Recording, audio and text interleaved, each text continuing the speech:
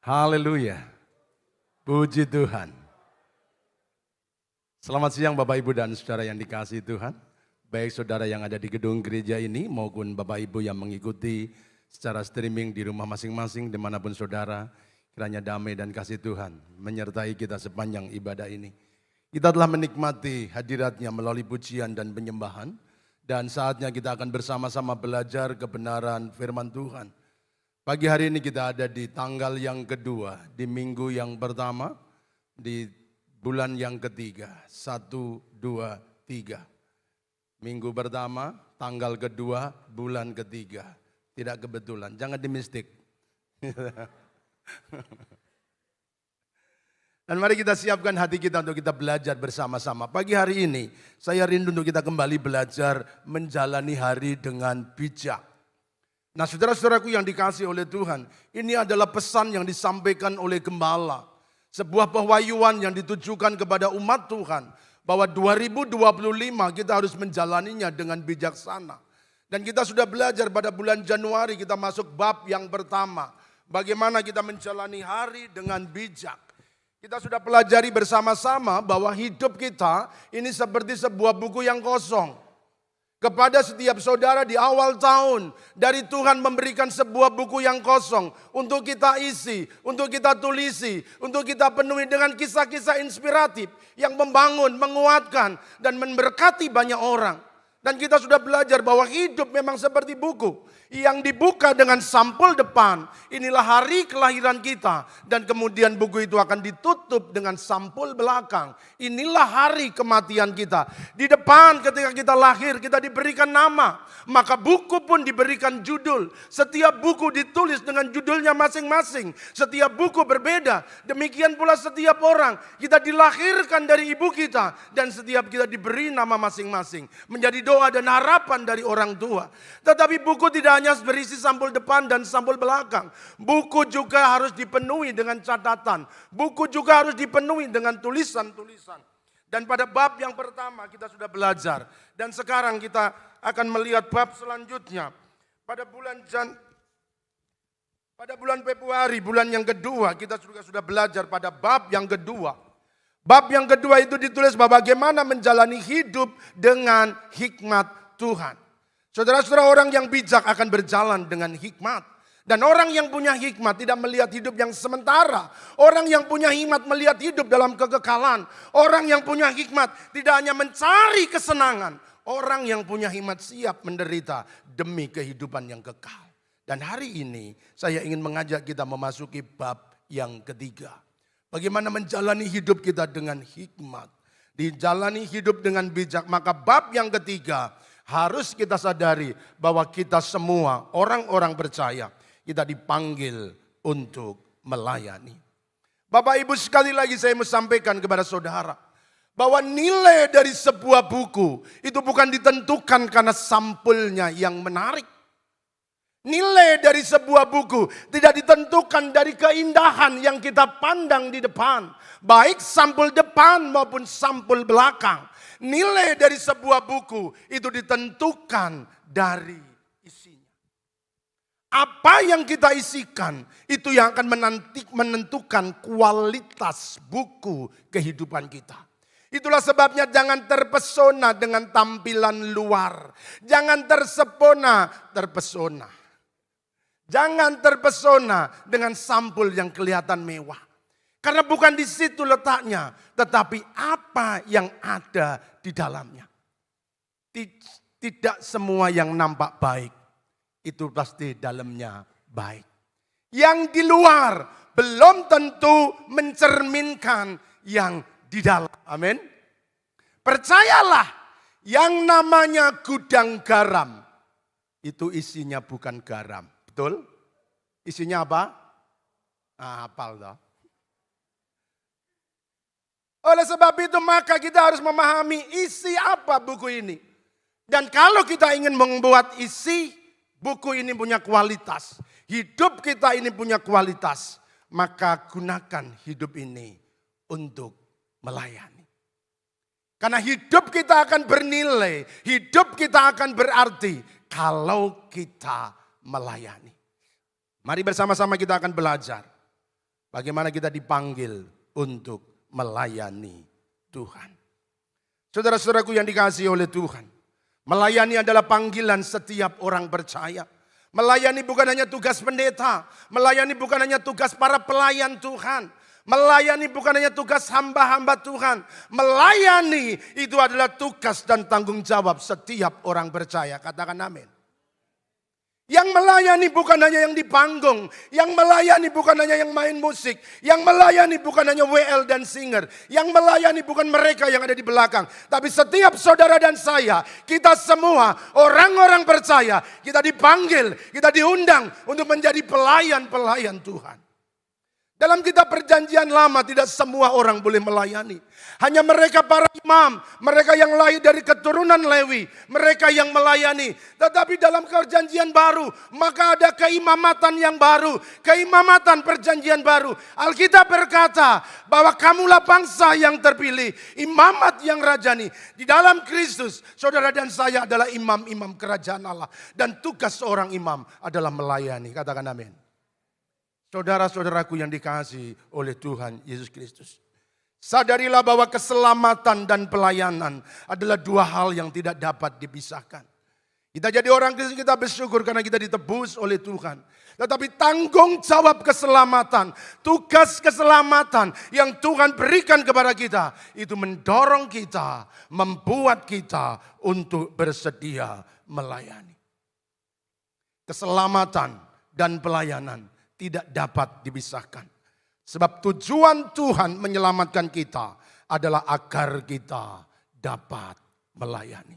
Mari kita mengawali membuka Efesus pasal 2 ayat yang ke-10. Kita baca bersama-sama ayat ini. 1, 2, 3. Karena kita ini adalah buatan Allah, diciptakan dalam Kristus Yesus untuk melakukan pekerjaan baik yang dipersiapkan Allah sebelumnya. Ia mau.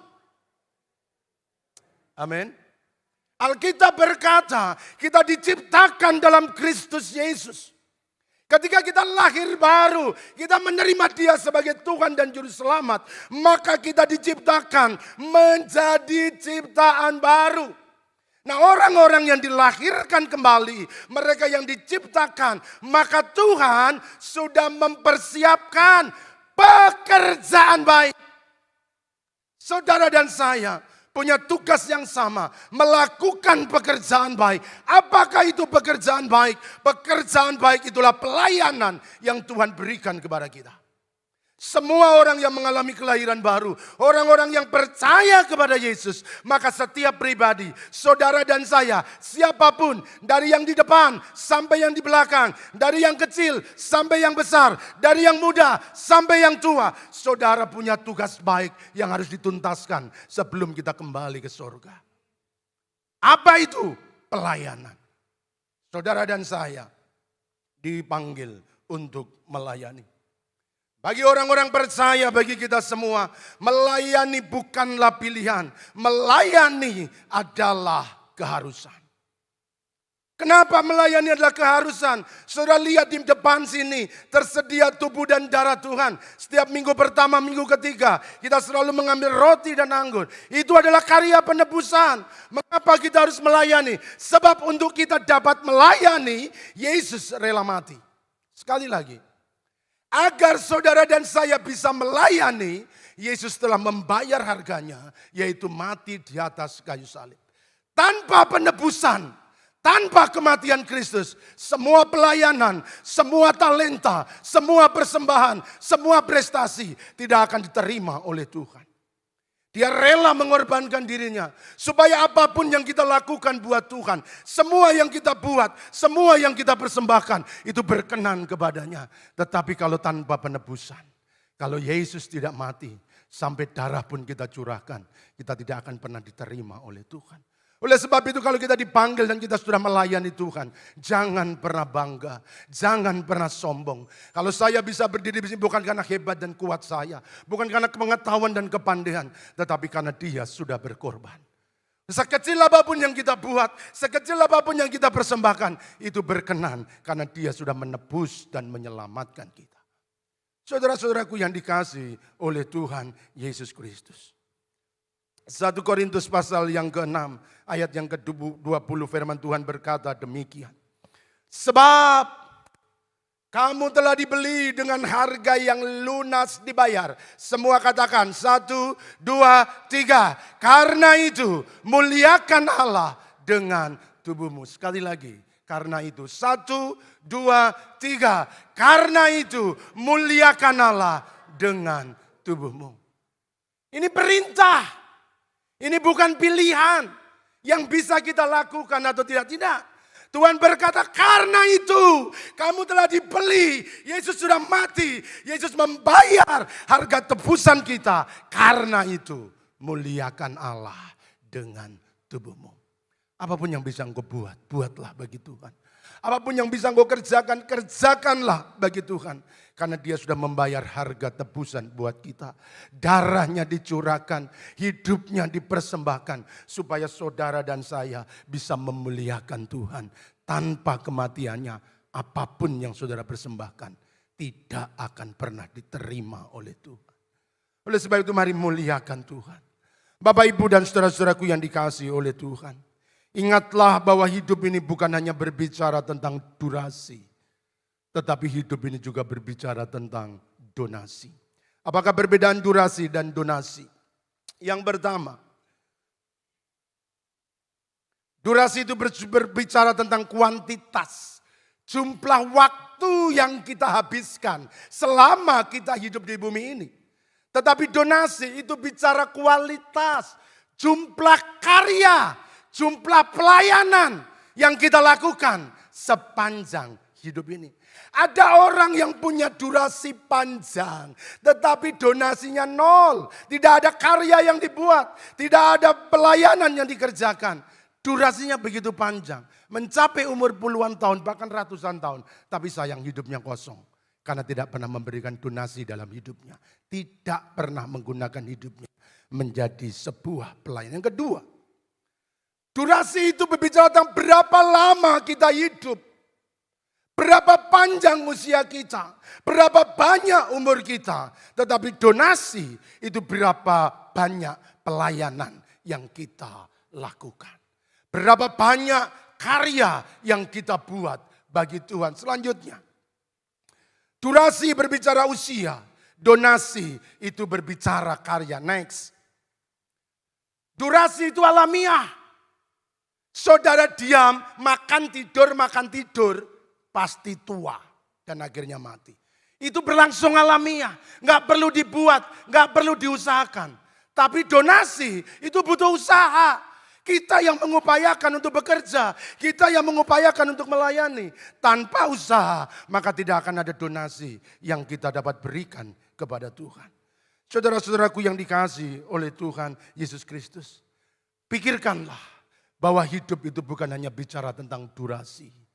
Tetapi donasi yang kita tinggalkan selama di bumi ini. Kalau hari ini Tuhan panggil kita, apakah yang sudah kita buat bagi Dia? Apakah yang sudah kita kerjakan bagi Dia? Apakah yang kita sudah berikan bagi Dia? Mari bersyukur kalau hari ini Tuhan masih memberikan umur yang panjang. Tuhan masih memberikan kesehatan kepada saudara. Tuhan masih memberikan berkat-berkat kepada saudara. Tetapi ingat, hidup bukan hanya durasi yang kita jalani. Hidup berbicara donasi yang kita beri. Apakah yang sudah kita beri kepada Tuhan? Itulah sebabnya pagi hari ini saya ingin mengajak kita. Mengapa orang-orang percaya harus melayani Tuhan? Mengapa kita harus melayani Tuhan? Alasan yang pertama. Melayani itu budaya surga. Melayani itu budaya kerajaan Allah. Mari kita lihat ayatnya. Markus 10 ayat yang ke-45. Karena anak manusia juga datang bukan untuk dilayani, melainkan untuk melayani dan memberikan nyawanya menjadi tebusan bagi banyak orang. Sekali lagi, anak manusia, Yesus Kristus datang bukan untuk dilayani, melainkan untuk melayani dan memberikan nyawanya bagi tebusan bagi banyak orang. Saudara perhatikan bahwa ketika Tuhan Yesus datang ke bumi, Ia sedang memperkenalkan budaya kerajaan surga. Dia membawa budaya sorga. Sebagai raja di atas segala raja. Allah yang menciptakan seluruh alam semesta. Dia layak dipuji. Dia layak dihormati. Dia layak dilayani. Tetapi ketika datang ke bumi. Maka dia perkenalkan budaya sorga. Bukan datang untuk dilayani. Budaya sorga datang untuk melayani. Yesus menunjukkan budaya sorga. Bahwa sorga itu dihiasi dengan orang-orang yang suka melayani. Saudara-saudaraku yang dikasihi oleh Tuhan. Itulah budaya yang seharusnya menghidupi kita. Kalau kita percaya kepada Yesus dan menjadi warga kerajaan sorga. Maka sudah selayaknya hidup yang kita jalani. Hidup yang kita hidupi. Bukan budaya dunia. Tapi kita harus menghidupi budaya sorga. Yaitu melayani. Sayangnya banyak anak Tuhan mengaku kenal Tuhan, menjadi warga kerajaan Allah, tetapi budayanya masih duniawi. Anggota kerajaan Allah, tetapi gaya hidupnya, gaya hidup duniawi. Di mana-mana menuntut dilayani, di mana-mana minta pelayanan, tetapi tidak pernah memberikan diri untuk melayani dan memberikan pelayanan. Budaya sorga bukan dilayani, budaya sorga itu melayani.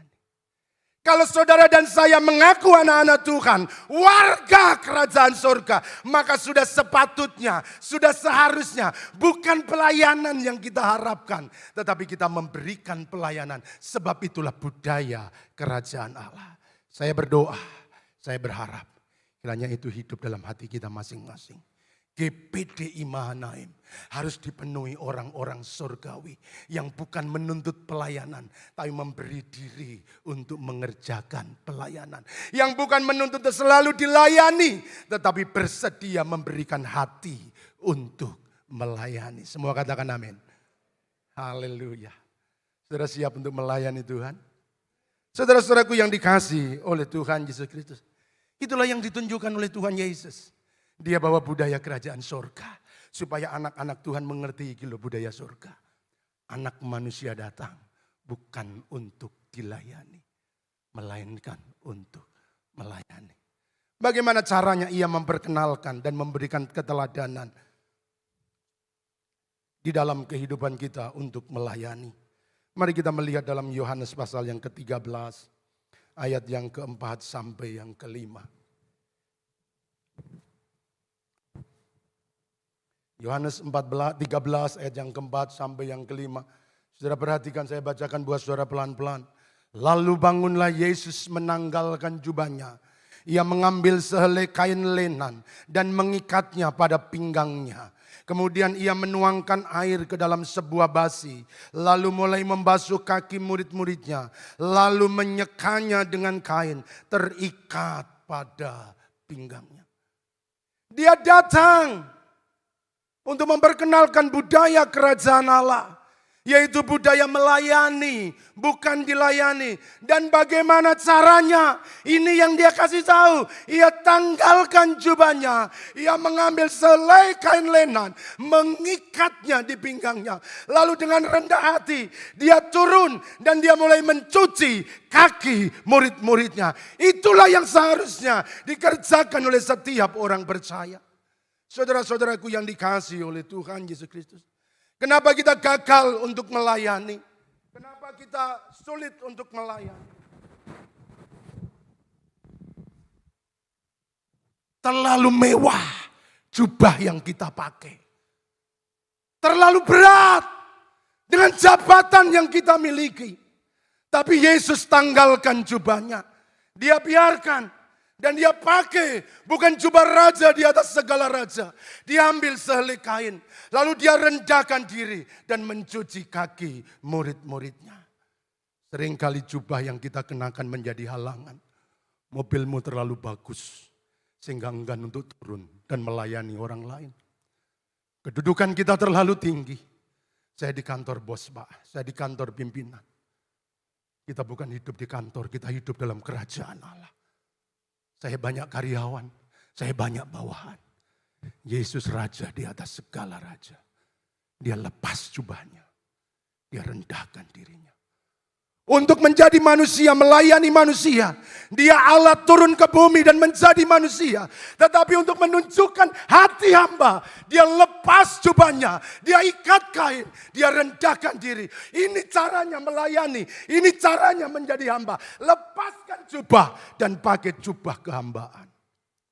Siapkah saudara melepas jubahmu dan pakai jubah kehambaan?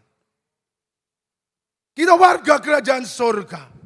Yesus telah menunjukkan caranya buat kita. Tidak ada yang terlalu mewah dengan jas ini. Itulah sebabnya jas yang saya kenakan. Dan seluruh pelayan-pelayan Tuhan. Dari gembala sampai seluruh staf. Jas yang mewah ini tidak boleh menjadi penghalang untuk kami bisa melayani saudara. Jas yang keren ini tidak boleh menghalangi untuk kami bisa menyentuh saudara. Dari yang tinggi sampai yang paling bawah. Jangan sampai kalau jas ini menghalangi. Buat saya rela gak pakai jas. Rela tampil biasa saja. Tapi bisa menyentuh saudara sekalian. Bisa melayani orang yang paling bawah. Kalau hanya gara-gara jas dan tidak bisa melayani. Lebih baik gak usah pakai jas. Tapi bisa melayani saudara. Kalau saudara lihat hamba-hamba Tuhan terhalang oleh jasnya. Saudara bisa tinggalkan gereja. Bahwa gereja ini tidak mau melayani. Tapi kami ingin menunjukkan keteladanan seorang hamba. Kami datang, kami dipanggil untuk melayani. Ingatkan kami, tegur kami. Kami bukan bos, kami bukan pimpinan. Kami adalah hamba yang melayani. Sebab dia sudah mati untuk menunjukkan kehambaannya. Dalam Filipi pasal 2 dia memilih untuk menjadi seorang hamba. Untuk melayani saudara dan saya. Itulah sebabnya saya berharap untuk setiap kita. Gak ada yang terlalu mewah. Gak ada yang terlalu tinggi untuk kita bisa melayani. Setiap kita dipanggil untuk melayani. Mari bersama-sama bergandengan tangan. Kita layani orang-orang di sekitar kita. Kita melayani Tuhan. Amin. Amin. Saudara siap melepas jas, melepas jubahmu, dan turun sebagai hamba. Itulah sebabnya kami tidak berkeberatan. Kalau hujan kami bawa payung memayungi saudara, enggak usah ragu, enggak usah sanksi. Itu pelayanan. Layani Tuhan. Sebab itu yang Tuhan inginkan buat kita. Saudara yang kedua, saudaraku. Melayani adalah jalan menuju kedewasaan. Mari kita lihat ayatnya. Melayani adalah jalan menuju kedewasaan. Matius 20 ayat 26.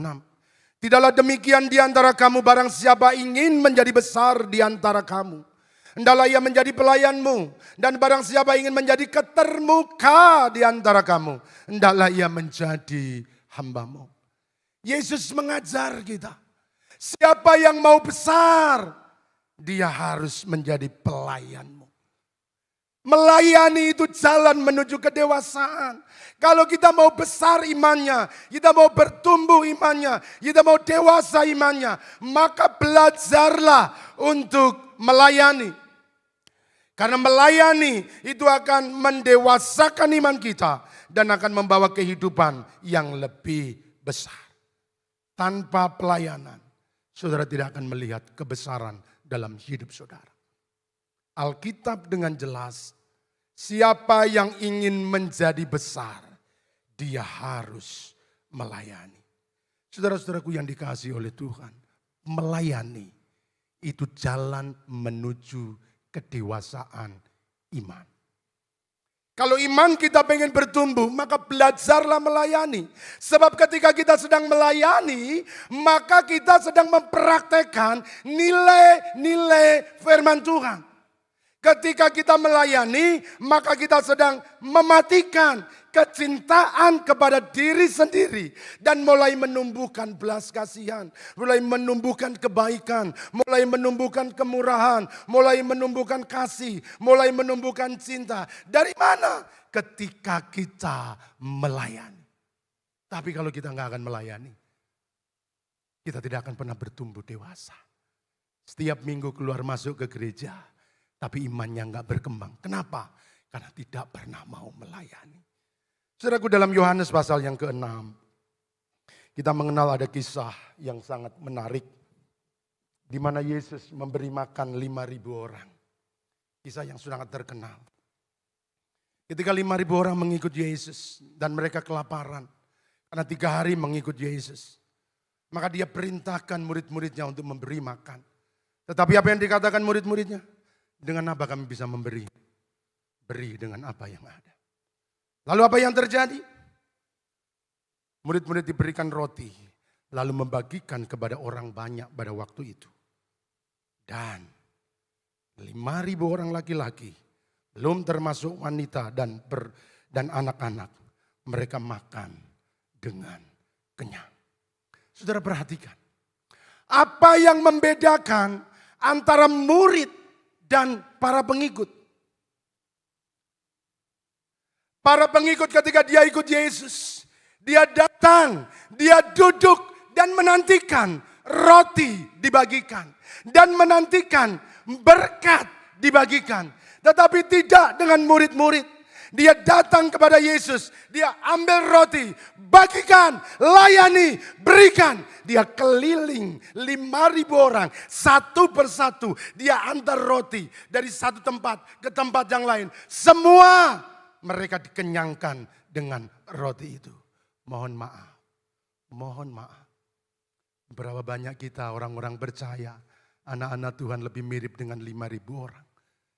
Kita datang ke gereja, kita duduk, kita diam, kita dengar, dan kita pulang. Dan kita berkata, puji Tuhan, aku dipuaskan. Kita menikmati pujian, kita menikmati firman. Tetapi tidak ada karya yang kita buat. Tetapi seorang murid, dia bukan hanya duduk, diam, dengar, pulang. Seorang murid, dia ambil roti, dia berjalan keliling, dia melayani, dia berbagi satu dengan yang lain. Mau jadi murid atau jadi pengikut.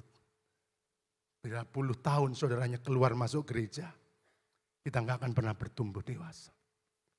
Cuma dengan melayani hidup kita akan didewasakan. Dengan melayani iman kita akan dibuktikan. Apakah kita murid atau kita hanya sekedar pengikut belaka. Saudara-saudaraku yang dikasihi oleh Tuhan. Berhenti, jangan hanya rajin ke gereja. Tetapi tidak mau melayani. Saudara-saudaraku yang dikasihi oleh Tuhan.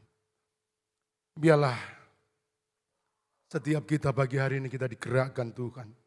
Untuk tidak hanya duduk, dengar, diam, lalu pulang. Tetapi mari ambil bagian untuk melayani. Supaya setiap saudara bertumbuh dalam iman. Pak sudah tua. Masih ada pelayanan yang bisa dikerjakan oleh orang tua. Berdoa. Sudah tahu apa yang terjadi di Inggris. Kegerakan terjadi. Itu bukan terjadi seketika. Tetapi 100 tahun ada orang-orang yang terus berdoa. Memohon terjadi kebangkitan rohani. Dan ketika orang-orang mulai berdoa. Maka 100 tahun kemudian Tuhan melawat Inggris Raya. Dan di sana terjadi kegerakan yang besar. Siapa yang mengerjakan doa? Orang-orang tua. Mereka yang setia dalam berdoa. Orang-orang tua masih punya kesempatan untuk melayani. Anak-anak muda sudah punya potensi. Saudara-saudara yang diberkati. Sudah diberkati untuk menjadi berkat. Jangan simpan berkatmu. Gunakan untuk melayani Tuhan. Apapun yang saudara bisa buat. Kami senang beberapa orang mengambil bagian dalam pelayanan. Setelah ibadah pertama, ibadah kedua. Beberapa orang membantu kami untuk membersihkan gereja ini. Dan terbuka kesempatan buat setiap saudara. Setelah gereja ini selesai, kami akan selalu bersihkan untuk persiapan yang akan datang. Kalau saudara terdorong hatinya, layani Tuhan. Layani Tuhan. Apapun yang bisa dikejar. Kalau sulit, buka jubahmu. Dan gunakan jubah hamba. Melayani itu membawa kepada kebesaran hidup saudara. Kalau saudara ingin menjadi orang-orang besar, maka jangan kejar kedudukan, jangan kejar pangkat, jangan kejar kehormatan. Belajarlah melayani.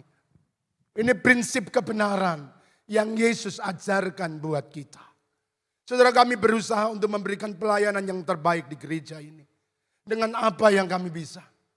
Melalui arahan Bapak Gembala kami ingin memberi yang terbaik buat saudara. Apapun yang kami buat. Tidak ada sesuatu yang hina untuk kamu lakukan.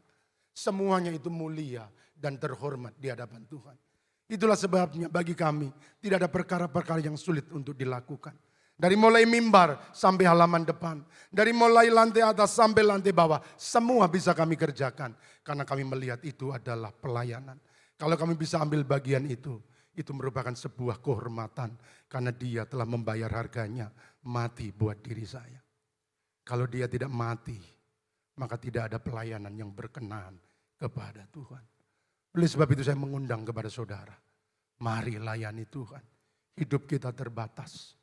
Antara sampul depan dan sampul belakang. Tidak tahu berapa tebal buku kehidupan kita. Apakah buku saudara akan setipis ini? Atau akan lebih tebal lagi? Tidak ada orang yang tahu. Tetapi jangan sia-siakan hidup ini. Isi dengan catatan-catatan yang berarti. Ketika buku ini ditinggalkan, kita mati. Tapi ada catatan kehidupan. Di tempat ini ada seorang diaken yang setia melayani. Di tempat ini ada seorang oma-oma yang selalu setia datang beribadah. Di tempat ini ada pemuda-pemuda yang rajin untuk melayani. Di tempat ini ada pemuda-pemuda yang setia untuk melayani Tuhan. Buku ini pasti akan ditutup. Tapi kisahnya tidak akan mati. Selalu menggema di sepanjang generasi. Barangkali itu saudara dan saya yang akan tercatat dalam sejarah GPDI Mahanaim Tegal. Amin. Mari layani Tuhan. Karena pelayanan itu akan membawa kebesaran. Ada orang bijak bilang begini. Dan ini kemarin saya lepaskan kepada anak saya. Karena dia tanya, Pak gimana caranya dapat uang yang banyak. Saya bilang begini. Jangan kejar uang. Berikan pelayanan. Kalau kamu mengejar uang, maka kamu akan dituntut pelayanan. Tapi kalau kamu memberikan pelayanan, maka uang akan mengejar kamu. Amin. Saudara yang punya usaha, yang punya toko, gunakan prinsip Yesus. Yang mau menjadi besar, jadi pelayan. Kalau tokonya, usahanya mau maju, maka kedepankanlah pelayanan yang prima. Pelayanan yang berkualitas.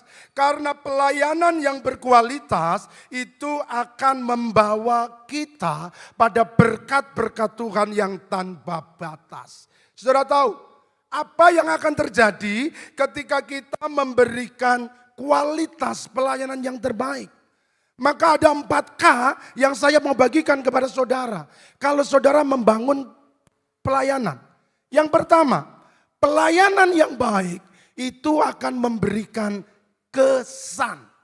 Orang datang ke sini berkesan. Gerejanya bersih, gerejanya rapi, asrnya ramah-ramah, pendetanya apalagi ramah-ramah. Kesan. Setelah kesan didapatkan, maka K yang kedua itu akan lahir yang namanya kepuasan. Datang ke sini puas, dilayani. Yang tadinya datang galau, pulang dengan harapan. Yang datang sedih, pulang dengan sukacita. Khotbah belum disampaikan, tapi melihat pelayannya, mereka disenangkan. Kesan, kepuasan. Kalau kesan sudah didapatkan, kepuasan sudah didapatkan, maka masuk K yang ketiga, kepercayaan. Kesannya baik, puasnya maksimal, wis percaya. Kalau sudah percaya, sulit pindah ke lain hati. Kalau mau belanja ke toko ini. Kalau mau beli apa-apa ke toko ini. Orangnya baik, harganya murah, dapetnya banyak, bangkrut.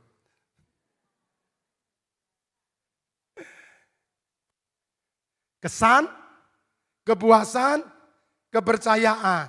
Tinggal K yang keempat, keuangan, cuan. Ini prinsip kalau mau menjadi besar layani. Kalau kita nggak besar karena kita kurang melayani. Oleh sebab itu mari kita gunakan. Gereja ini bertumbuh besar karena pelayanan. Kalau kami apatis, kami cuek, masa bodoh. Saudara nggak akan bertahan di tempat ini. Karena kami memberikan pelayanan yang terbaik. Tetapi bukan hanya kami, setiap saudara dipanggil untuk menjadi pelayan Tuhan. Yang terakhir, melayani itu adalah kasih yang dibuktikan. Kita melihat ayatnya dari kitab Matius pasal 22. Ayat 37 sampai 39. Ayat yang sangat terkenal, hukum kasih. Jawab Yesus kepadanya, kasihilah Tuhan Allahmu dengan segenap hatimu, dengan segenap jiwamu, dengan segenap akal budimu. Itulah hukum yang terutama dan yang pertama. Dan hukum yang kedua sama dengan itu, ialah kasihilah sesamamu manusia seperti dirimu sendiri. Kita didorong untuk mengasihi Tuhan dan mengasihi sesama. Lalu bagaimana caranya kita bisa mengasihi Tuhan sekaligus mengasihi manusia? Perhatikan. Kita mengasihi Tuhan dengan penyembahan yang kita berikan. Ketika saudara memuji, menyembah Tuhan, saudara mengagungkan, memberi penghormatan Tuhan, itulah ungkapan kasih kita kepada Tuhan. Tetapi bagaimana cara kita melayani sesama kita? Bagaimana kita cara mengasihi sesama kita? Kasih kita kepada sesama itu ditunjukkan melalui pelayanan. Apa buktinya kita cinta kepada istri? Layani dia. Istri-istri, apa buktinya cinta kepada suami? Layani dia. Karena pelayanan itulah bukti kasih yang ditunjukkan. Yesus cinta kepada kita. Yesus mengasihi kita. Dan apa yang dia lakukan? Dia memberikan pelayanan kepada kita. Pelayanan yang gak setengah-setengah. All out. Seluruh hidupnya, seluruh jiwanya, seluruh apa yang dia miliki, dia turun ke bumi, dia mati buat kita hanya untuk melayani saudara dan saya. Pelayanan itu adalah bukti kasih yang ditunjukkan. Saudara-saudaraku yang dikasihi oleh Tuhan Yesus Kristus. Kasih itu bukan sekedar kata-kata. Kasih itu butuh tindakan yang nyata. Kasih itu bukan sekedar perkataan yang kita sampaikan. Kasih itu butuh perbuatan. Oleh sebab itu saudaraku, mari kita tunjukkan kasih kita kepada Tuhan dan kepada sesama melalui pelayanan yang kita berikan. Apapun yang saudara dapat lakukan, lakukan dengan segala cara, dengan segala kemampuan, dengan segala kesempatan, berikan untuk Tuhan. Kalau saudara diberkati, layani Tuhan dengan berkat saudara. Saudara diberi kecerdasan, layani Tuhan dengan kecerdasan saudara. Saudara diberikan talenta, skill, apapun itu, lakukan untuk Tuhan. Karena melayani itu bukti cinta kita kepada Tuhan dan sesama. Setiap saudara siang hari ini dipanggil Tuhan untuk menjadi pelayan Tuhan. Adakah kita yang rindu untuk memberikan hidup kita, hati dan roh kita untuk melayani di mana saja, kapan saja, dengan cara apa saja, layanilah Tuhan. Di GBDI Mahanaim terbuka, banyak pelayanan yang saudara bisa lakukan. Kalau saudara bingung mau melayani apa, ada hamba-hamba Tuhan yang siap memfasilitasi saudara. Tapi hari ini, ketika saudara akan menerima tubuh dan darahnya, dia yang lebih dulu melayani kita. Maukah engkau melayani dia dengan segenap hati?